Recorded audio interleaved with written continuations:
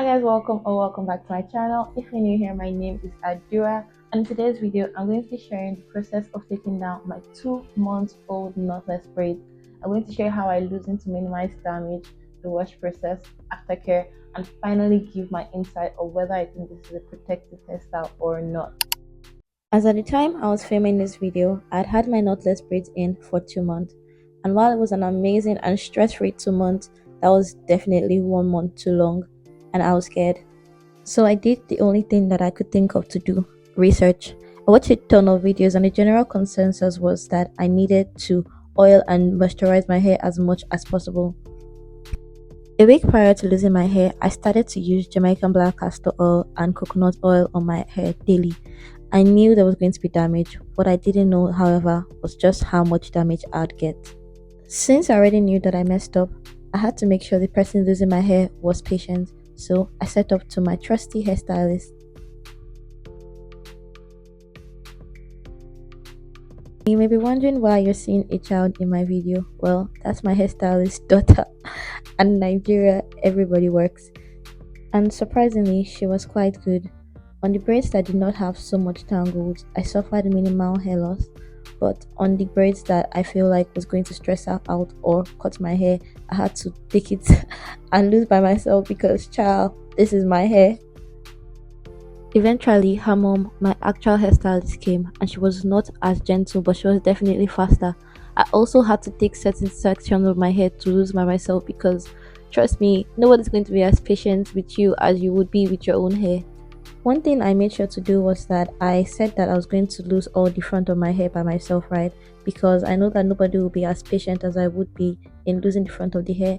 I also made sure that my hands were oiled up and moisturized so that the braids could come apart more easily and not be so dry or brittle and then break off. As I continued to lose my hair, I realized that it was not as bad as I had imagined. I'd say one thing that definitely saved me was moisturizing the hair a week prior. The amount of hair I'd lost so far, not the exact amount, it was just the amount I could get. This is just me after I'd finished losing all my hair. You can see that my front hair is in the trenches, and to be fair, I did see it coming. I did not realize just how bad it would be. The washing process was much nicer. I liked the feeling of cold water on my scalp. It just felt like a relief after I'd been tugged on and pulled all day.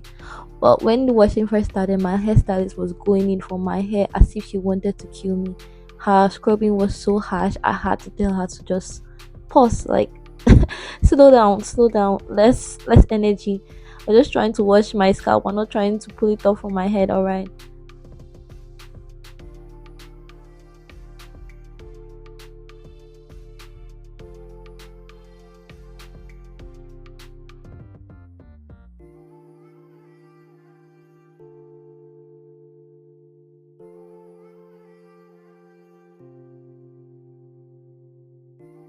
The rest of the washing went really well. It was nice, it was calming, it was relaxing.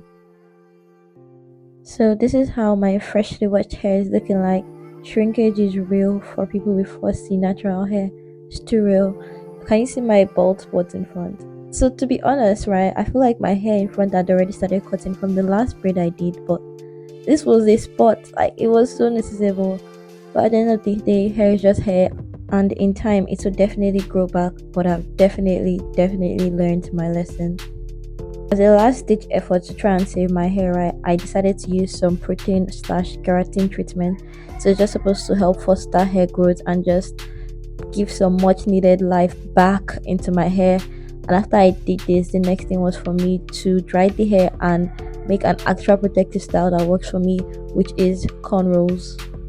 My scalp was definitely still sensitive at this time, right? But I knew that if I had left the hair, it would be way worse tomorrow morning. So I just decided to do the cornrows and get it over with. The cornrows came out quite nice, but it also just really emphasized the fact that my front hair had really gone through a lot.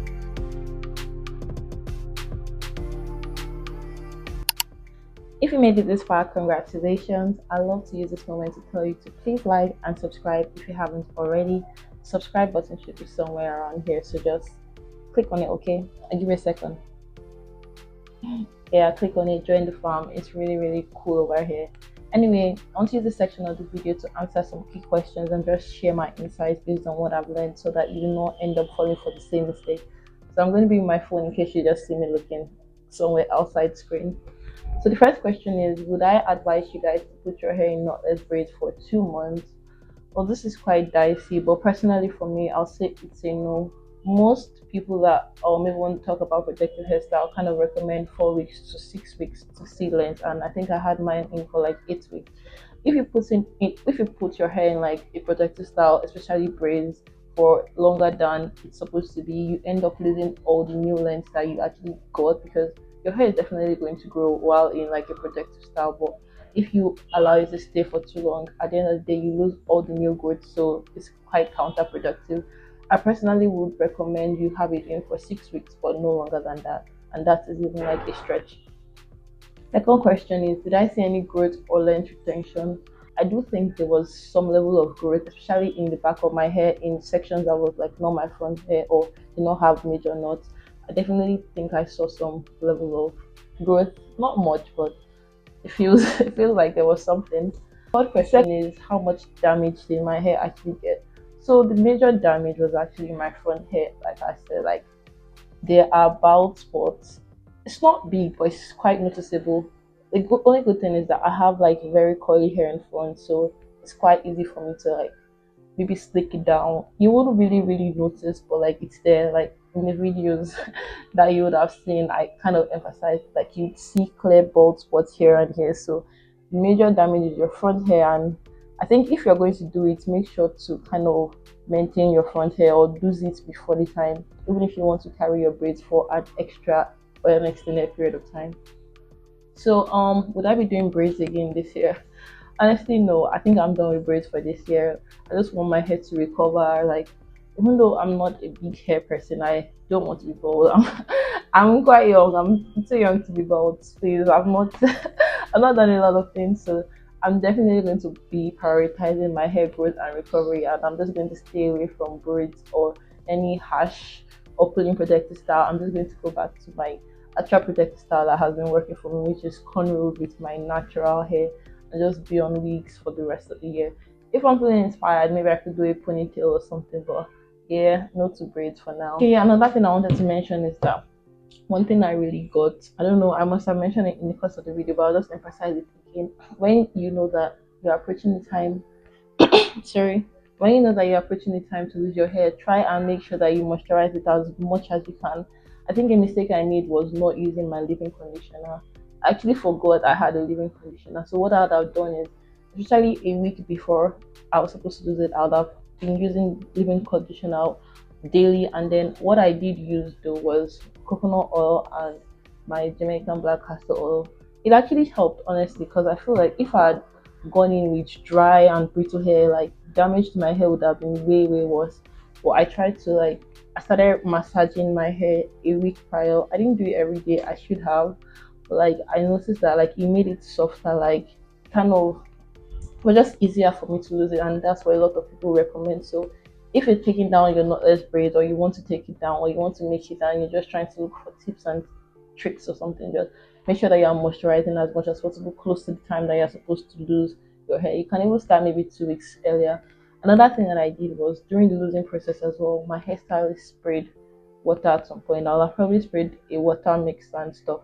Even when I was losing my front hair, which I had to do by myself because I know I had to be patient. If I had let her do it, she wouldn't cut on my hair.